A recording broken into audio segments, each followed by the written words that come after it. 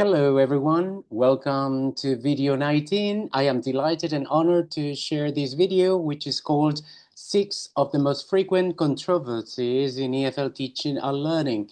I really like this topic because I have had the honor to present this at both international and national conferences. So you will learn 6 of the most controversial, shocking views in language learning and in applied linguistics. So, introduction.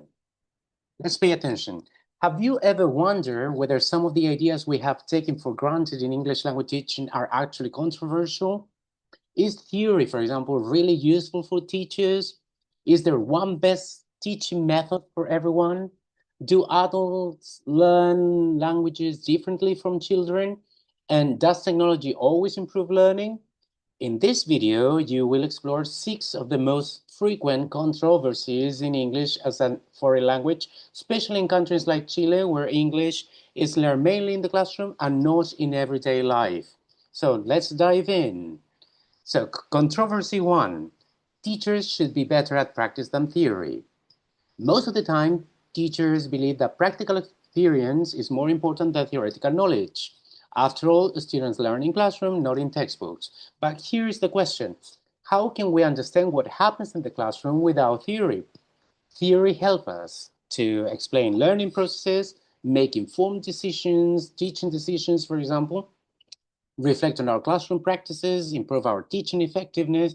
Language teaching has always been influential by two main traditions, okay, the rationalist or rationalism and empiricism. So learning through reason, logic, and reflection, and also learning through observation, experience, and practice. The reality is that effective teaching requires both. Theory without practice can become disconnected from reality. Practice without theory can become routine and unreflective. The best teachers continuously move between these two stances. Now, controversy 2. There is one single best method for teaching English. Throughout history, many methods have claimed to be the best. The grammar translation method, the direct method, audiolingual method, the communicative language teaching, the task-based learning theory. In the previous video, you learned about the chaos and complexity theory. Each one promised better results. However, linguist David Noonan argued that there has never been, and probably there never will be, a single method that works for everyone. Why? Well, we've mentioned this previously, because learners are different, contexts are different, goals are different. A strategy that works perfectly in one classroom may fail completely in another. So instead of searching for the perfect method, teachers may need to focus on adapting their teaching to their students' needs. Controversy 3. Applied linguistics is not really applied. Some teachers feel that academic research is disconnected from classroom realities. Research articles often seem too theoretical, too complex, or too far removed from everyday teaching. However, applied linguistics contributes directly to areas such as language acquisition, motivation, learning strategies, classroom interaction, assessment. So the challenge may not be that applied linguistics is irrelevant. The challenge may be finding better ways to connect research and classroom practice. Perhaps researchers and teachers need to work more closely together. Controversy 4. Learning a second language is the same as learning an L1. I remember a professor once mentioned, if you were able to learn L1, you're capable of learning a second language. That demonstrates everything. So many people assume that because children learn their first language successfully, they can learn a second language in exactly the same way.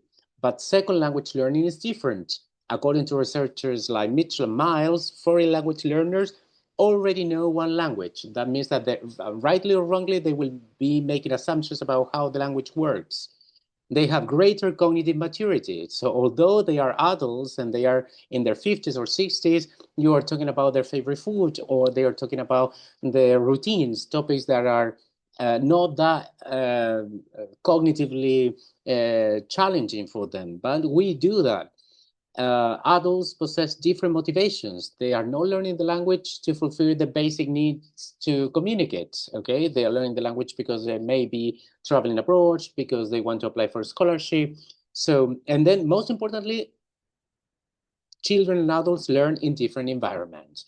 So a child learning a first language is immersed in it every day, and a student learning English as a foreign language may only encounter it as a few hours per week as part of their programs.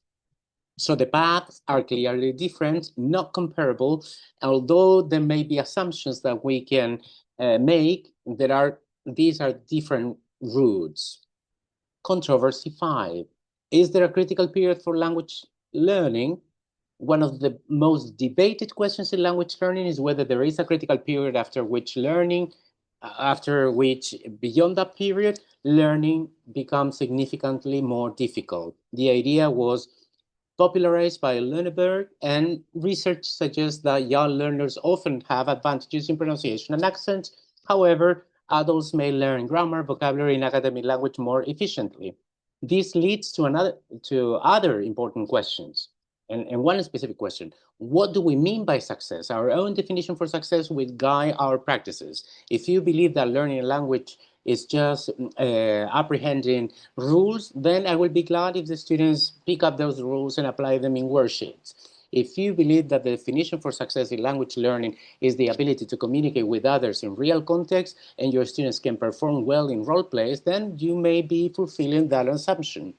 So does success mean speaking like a native speaker, communicating effectively, passing an international exam, using English professionally? These are some of the questions that you may be wondering when planning your courses, when dealing with your students, when dealing with your real context, when teaching the language. So the answer depends on the students' goals and expectations, and also our expectations as teachers.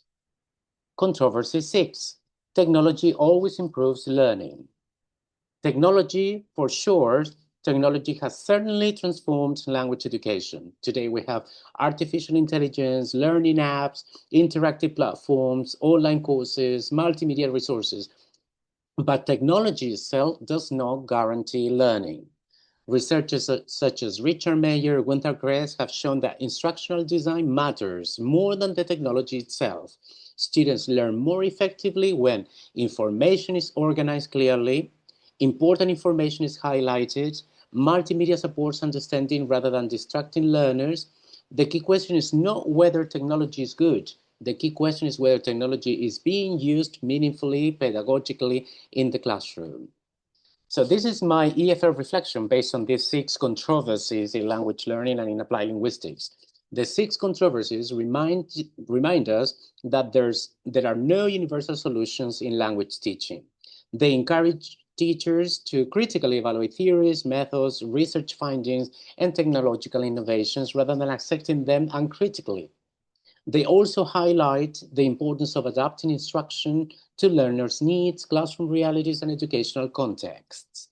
Perhaps their greatest impact is that they encourage EFL teachers to become reflective practitioners who make informed pedagogical decisions rather than simply following trends or prescriptions. If you are an EFL researcher, you're interested in these 6 controversies, these are some questions that can inspire you and guide you and that can help you pursue research in the field. Theory versus practice. To what extent that teachers' theoretical knowledge influence their instructional decision-making in EFL classrooms? The best method debate. How do EFL teachers adapt and combine teaching methods to address diverse learner needs in their classrooms? Applied linguistics versus teaching. To what extent do findings from applied linguistics research inform EFL teachers' classroom practices? L1 versus L2 learning. How does first language knowledge influence the acquisition of English as a foreign language? The critical period hypothesis. What is the relationship between age of onset and English language proficiency among EFL learners? Technology and EFL learning. What effect does the use of technology enhanced instruction have on EFL learners' language achievement? You can narrow these questions down, but these are just some ideas for you to guide you in the right direction to do research and eventually improve the way things are being done at school level when it comes to EFL teaching and learning. These are the references that I have used to share with you the 6 of the most frequent controversies in language learning. And this is a summary for you to remember, okay? The debate between theory versus practice, also the best method, applied linguistics and language teaching and classroom practice, L1 versus L2 learning, the critical period hypothesis, and technology and EFL learning. If you've enjoyed this video, I invite you to like it, subscribe, and join the upcoming sessions in which we'll have experts that will represent these 6 controversies, and we will be discussing them, sharing more information, tips, ideas, and we'll be hearing from you to make the discussion and improve and strengthen the discussions behind these controversies. Thank you very much and look forward to seeing you in the next videos. Bye.